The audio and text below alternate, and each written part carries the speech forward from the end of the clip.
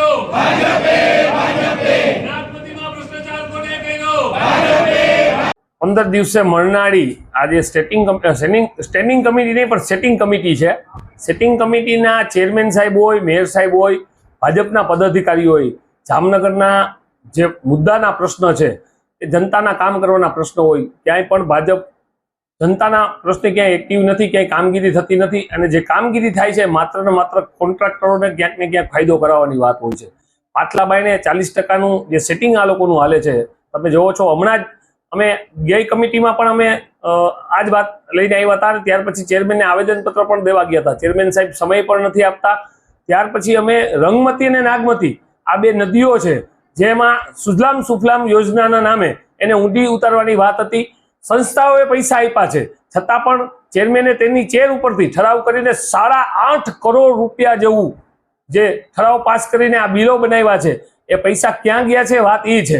આમાં બધાના કાળા હાથ થયા છે.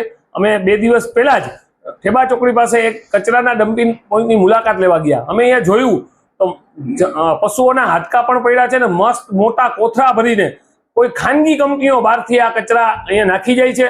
અમે કમિશનર સાહેબને પણ આ વાત કરી. કમિશનર સાહેબને પણ ખબર નથી કે આ ડમ્પિંગ પોઈન્ટ કોનો ચાલુ છે. વાત એ સમજવાની છે કે આવડો મોટો ખરાબ કચરો આવતો હોય, પ્રદૂષણ થતું હોય, જમીન ખરાબ થતી હોય અને જનતાના આરોગ્ય સાથે ચેડા થતા હોય છતાં પણ આમાં મૂંગા છે.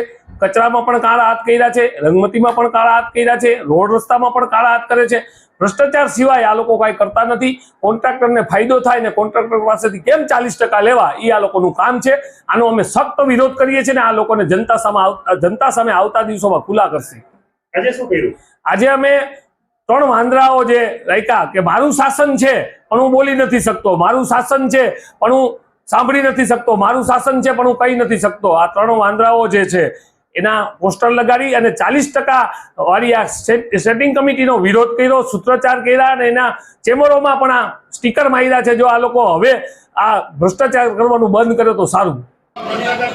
અમે તમારી પાસે આશા એવી રાખી હતી કે સાહેબ તમે જવાબ કરીને ભ્રષ્ટાચારને ઉગાડો. અમારા કમિશનરને આ પત્ર કમિશનરને આમાં સાહેબ અધિકારીઓ નદીમાં તો પ્રજા માટે કહ્યું આ લોકોએ જે ભ્રષ્ટાચાર કર્યો સાહેબ રંગમતી નદીને પણ નામ લીધું. ચેરમેન સાહેબે પ્રજા માટે કહ્યું આ લોકોએ જે ભ્રષ્ટાચાર કર્યો સાહેબ રંગમતી નદીને પણ નામ લીધું. ચેરમેન સાહેબે ખૂબ ભ્રષ્ટાચાર કર્યો છે અને અમારી પાસે એના પુરાવા પણ છે. સંસ્થાને રૂપિયા પણ લઈ લીધા. વિનંતી છે